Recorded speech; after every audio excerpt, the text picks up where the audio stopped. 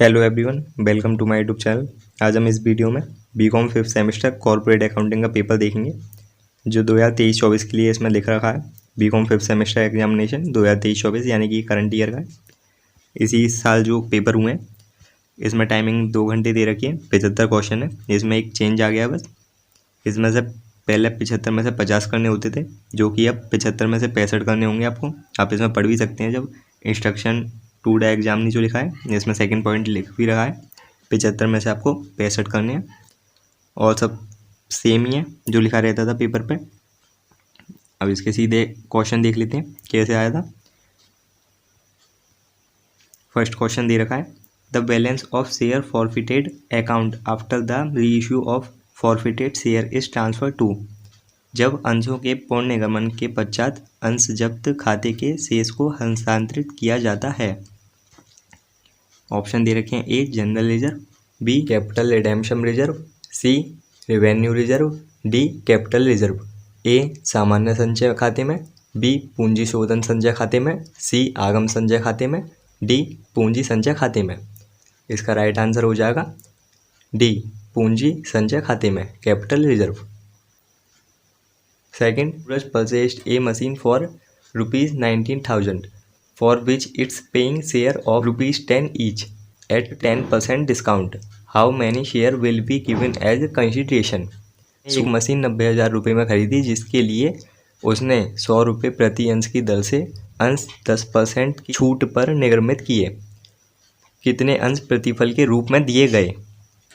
इसमें आपको बताना है। मशीन खरीदी है तो उसके बाद मशीन जिससे परचेस करी है उसको वो शेयर में पेमेंट कर रहा है। शेयर की संख्या बतानी है, कितने शेयर उसने मशीन परचेस करते टाइम दिए। जब वो 100 रुपये का एक शेयर था उस पर 10% का डिस्काउंट दे रहा है, तो जब आप 100 पे कैलकुलेट करेंगे 10% तो 10 रुपीज़ आ जाएगा, जिसमें आप इसकी फेस वैल्यू 10 रुपये उसमें से घटा देंगे तो एक शेयर की वैल्यू पड़ेगी, वो होगी 90 रुपये।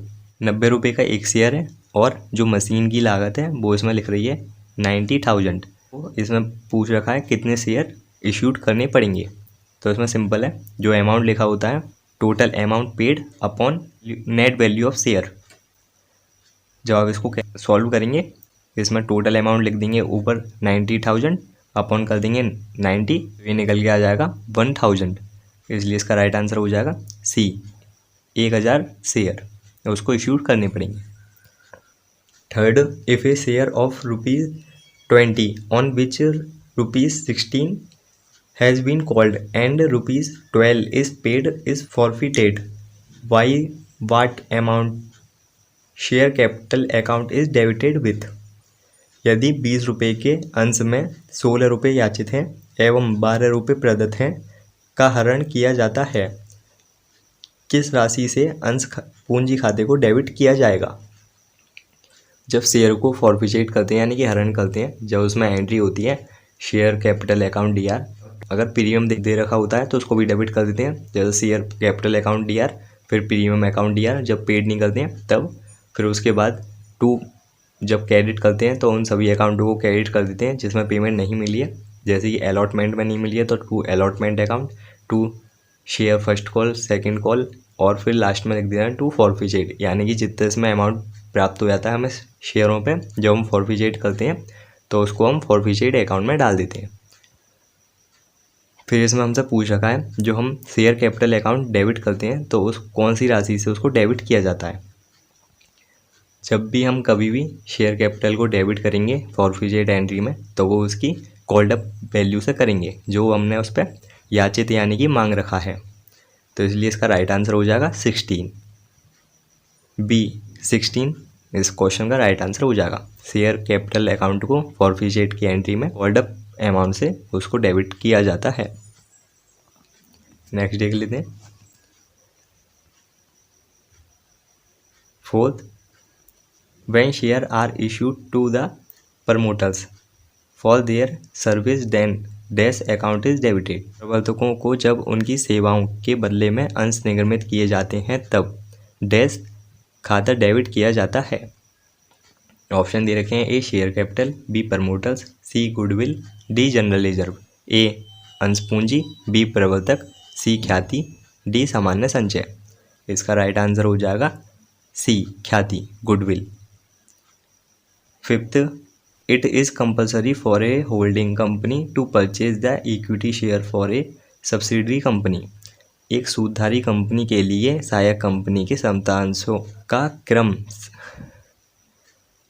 संख्यों का क्रम करना अनिवार्य है। ये क्रम नहीं है, इसमें मिसप्रिंट हो गया है, ये क्रय है, इसमें हो जाएगा एक सूदधारी कंपनी के लिए सहायक कंपनी के समतांशों का क्रय करना अनिवार्य है। इसमें ऑप्शन दे रखे हैं, A at least 50%, B at least 52%, C at least 75%, D none of these. A कम से कम 50%, बी कम से कम 52%, सी कम से कम 75%, डी इनमें से कोई नहीं। सूदधारी कंपनी बनने के लिए एक सहायक कंपनी के उसको 50% से मोर शेयर परचेज करने पड़ते हैं, तभी कोई कंपनी उसकी सूदधारी यानी कि होल्डिंग कंपनी बन पाएगी। एक होल्डिंग कंपनी को बनने के लिए एक सब्सिडरी कंपनी के 50% मोर शेयरों को खरीदना ज़रूरी है, तभी वो सब्सिडरी कंपनी की होल्डिंग कंपनी बन पाएगी। इसमें ए ऑप्शन दे रखा है कम से कम 50%। अगर वो 50% खरीदती है तो वो होल्डिंग कंपनी नहीं कहलाएगी, उसको 50% से मोर चाहिए। फिर इसमें बी दे रखा है कम से कम 52%।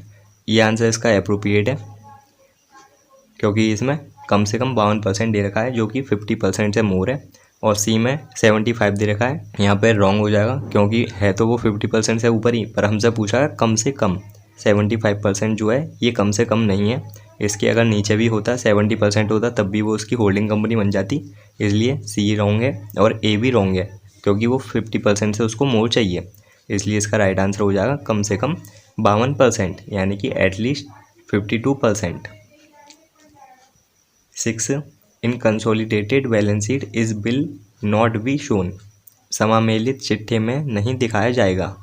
ऑप्शन दे रखे हैं, A cash, B stock, C minority interest, D inter company transaction. A रोकड़, बी स्कंद, सी अल्पमत हित, डी आंतरिक कंपनी व्यवहार। इसका राइट आंसर हो जाएगा सी अल्पमत हित, मिनॉरिटी इंटरेस्ट। नेक्स्ट देख लेते हैं। 7, प्रेफरेंस शेयर होल्डर्स आर। पूर्वाधिकार अंश होते हैं। ऑप्शन दे रखे हैं, A creditor of the company, B owner of the company, C customer of the company, D employees of the company. A company के लेनदार, बी कंपनी के स्वामी, सी कंपनी के ग्राहक, डी कंपनी के कर्मचारी। इसका राइट आंसर हो जाएगा बी कंपनी के स्वामी, owner of the company. 8, present company act is of. वर्तमान कंपनी अधिनियम कब का है। ऑप्शन दे रखे हैं, A 1872, B 1956, C 2013, D none of these. इसका राइट आंसर हो जाएगा सी 2013। जो करंट कंपनी एक्ट चल रहा है वो है 2013, company act 2013। 9, intrinsic value of share is calculated. अंशों का आंतरिक मूल्य ज्ञात किया जाता है। ऑप्शन दे रखे हैं, A on the basis of net assets, B on the basis of profit, C on the basis of market price, D none of the above. A शुद्ध संपत्तियों के आधार पर, बी लाभों के आधार पर, सी बाजार के भाव के आधार पर, डी उपयुक्त में से कोई नहीं। इसका राइट आंसर हो जाएगा ए शुद्ध संपत्तियों के आधार पर, on the basis of net assets. जो इंट्रिंसिक वैल्यू ऑफ शेयर होती है वो शुद्ध संपत्ति के आधार पर कैलकुलेट की जाती है। 10, the value of share is necessary. अंशों का मूल्यांकन आवश्यक है। ऑप्शन दे रखे हैं, A in the reconstruction of the company, B in amalgamation, C in absorption, D in all the above case. A company के पुनर्निर्माण पर, बी एकीकरण पर, सी संविलियन पर, डी उपयुक्त सभी स्थिति में। इसका राइट आंसर हो जाएगा डी उपयुक्त सभी स्थिति में, इन all the above case. Next 11, the market value of share of A company depend on. किसी कंपनी के अंशों की बाजार कीमत निर्भर करती है। ऑप्शन दे रखे हैं, A demand and supply of share, B rate of dividend paid, C economic policy of government, D all of the above. A अंशों के मांग एवं पूर्ति पर, बी दत्त लाभांश की दर पर, सी सरकार की आर्थिक नीतियों पर, डी उपयुक्त सभी। इसका राइट आंसर हो जाएगा डी उपयुक्त सभी, all of the above. 12, weighted average method is used in the valuation of goodwill when profit is. ख्याति निर्धारित में भरित औसत लाभ विधि का प्रयोग किया जाता है जब लाभ। ऑप्शन दे रखे हैं A continuously decrease, B continuously increase, C no change, D increase a little but growth more in last period. A निरंतर कम होते हैं, बी निरंतर बढ़ते हैं, सी अपरिवर्तनीय हों, डी प्रारंभ में धीमी दर से और अंतिम वर्ष में तीव्र दर से बढ़ते हों। इसका राइट आंसर हो जाएगा बी निरंतर बढ़ते हों, continuously increase. 13 which of following is not concern with the valuation of goodwill. निम्न में से कौन सी विधि ख्याति के मूल्यांकन से संबंधित नहीं है। ऑप्शन दे रखे हैं A earning capacity method, B super profit method, C average profit method, D annuity method. A अर्जन क्षमता पद्धति, बी अधिलाभ पद्धति, सी औसत लाभ पद्धति, डी वार्षिक पद्धति। इसका राइट आंसर हो जाएगा ए अर्जन क्षमता पद्धति, earning capacity method. 14 debenture redemption reserve account is. रेट पर शोधन प्रीमियम खाता है। ऑप्शन दे रखे हैं A an assets, B a liability, C an expenses, D a revenue. A संपत्ति, बी दायित्व, सी व्यय, डी आगम। इसका राइट आंसर हो जाएगा बी दायित्व, a liability. 15 in preference share of A company can not redeemed. Company के पूर्वाधिकार अंशों का शोधन नहीं हो सकता। ऑप्शन दे रखे हैं A at par, B at premium, C at discount, D none of the above. A सममूल्य पर, बी प्रीमियम पर, सी कटौती पर, डी उपयुक्त में से कोई नहीं। इसका राइट आंसर हो जाएगा सी कटौती पर, एट डिस्काउंट।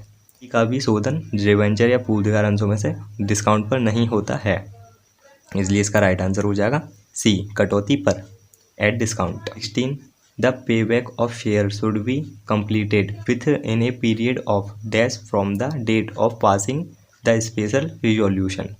विशेष प्रस्ताव पारित होने की तिथि से डैश अवधि के भीतर अंशों का क्रय बाईबैक संपूर्ण आना चाहिए। ऑप्शन दे रखे हैं A 1 month, B 6 month, C 12 month, D 24 month. इसका राइट आंसर हो जाएगा सी 12 मंथ, 12 माह। 17 the maximum amount of share capital that may be issued according to company character is called. Company के चार्टर के अनुसार अधिकतम जारी की जाने वाली अंश पूंजी को कहा जाता है। ऑप्शन दे रखे हैं A authorised share capital, B issued share capital, C paid up share capital, D none of the above. A अधिकृत अंश पूंजी, बी निर्गमित अंश पूंजी, सी प्रदत्त अंश पूंजी, डी उपयोग में से कोई नहीं। इसका राइट आंसर हो जाएगा ए अधिकृत अंश पूंजी, ऑथोराइज्ड शेयर कैपिटल।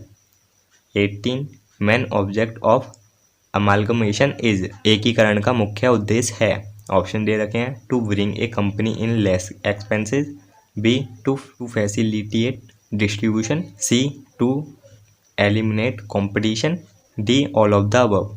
ए व्ययों में मितव्ययिता लाना, बी वितरण में सुगमता लाना, सी प्रतिस्पर्धा समाप्त करना, डी उपयोग सभी। इसका राइट आंसर हो जाएगा डी उपयोग सभी, ऑल ऑफ द अबव।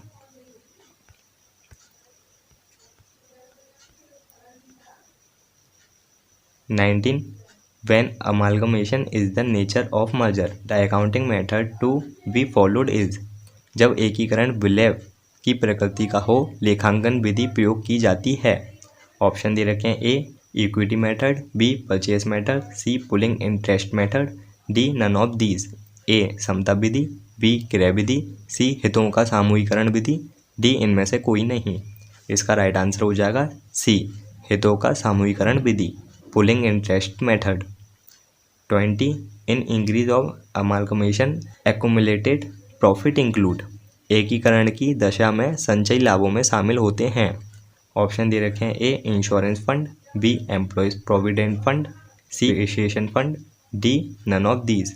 ए बीमा कोष, बी हिरास कोष, सी कर्मचारी भविष्य निधि, डी इनमें से कोई नहीं। इसका राइट आंसर हो जाएगा सी कर्मचारी भविष्य निधि, employee provident fund. 21 dividends are usually paid on. सामान्यतः लाभांश का भुगतान किया जाता है। ऑप्शन दे रखे हैं A authorised capital, B issued capital, C paid up capital, D reserve capital. A अधिकतम पूंजी पर, बी निर्मित पूंजी पर, सी दत्त पूंजी पर, डी संचित पूंजी पर। इसका राइट आंसर हो जाएगा सी दत्त पूंजी पर, paid up capital. Dividend as usually paid up capital पर कैलकुलेट किया जाता है। 22 dividend can be paid only, लाभांश का भुगतान हो सकता है। ऑप्शन दे रखे हैं A out of current year profit, B capital reserve, C share premium, D capital reduction reserve. A सिर्फ चालू वर्ष के लाभों में से, बी पूंजी संचय से, सी अंश प्रब्याज से, डी पूंजी शोधन संचय से। इसका राइट आंसर हो जाएगा ए सिर्फ चालू वर्ष के लाभों में से, out of current year profit. 3 which of following method of valuation of goodwill is commonly used in case of joint stock company. संयुक्त स्कंद प्रमंडल की दशा में सामान्यतः ख्याति के मूल्यांकन की कौन सी पद्धति उपयोग की जाती है। ऑप्शन दे रखे हैं A actual average profit method, B super profit method, C sliding scale method, D none of these. A वास्तविक औसत लाभ पद्धति, बी अधिलाभ पद्धति, सी सरकवा अनुलाभ पद्धति, डी इनमें से कोई नहीं। इसका राइट आंसर हो जाएगा डी नन ऑफ दीज, इनमें से कोई नहीं।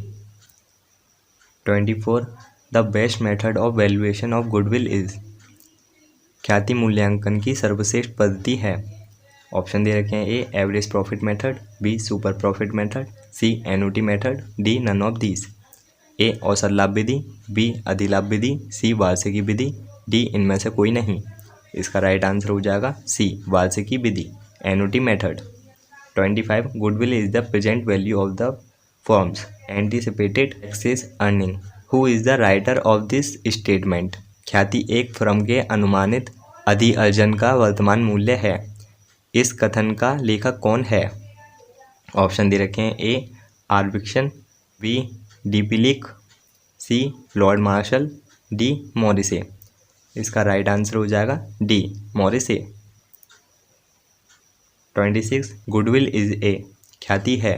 ऑप्शन दे रखे हैं A fixed assets, B current assets, C tangible assets, D intangible assets. A स्थायी संपत्ति, बी चालू संपत्ति, सी मूर्त संपत्ति, डी अमूर्त संपत्ति। इसका राइट आंसर हो जाएगा डी अमूर्त संपत्ति, इंटेंजिबल एसेट्स।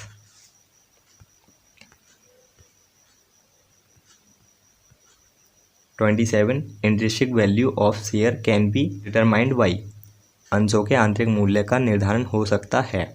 ऑप्शन दे रखे हैं A net assets value, B yield method, C fair value method, D by stock exchange. A शुद्ध संपत्ति विधि द्वारा, बी आय विधि द्वारा, सी उचित मूल्य पद्धति द्वारा, डी स्कंद विपणी द्वारा। इसका राइट आंसर हो जाएगा ए शुद्ध संपत्ति विधि द्वारा, नेट एसेट्स वैल्यू।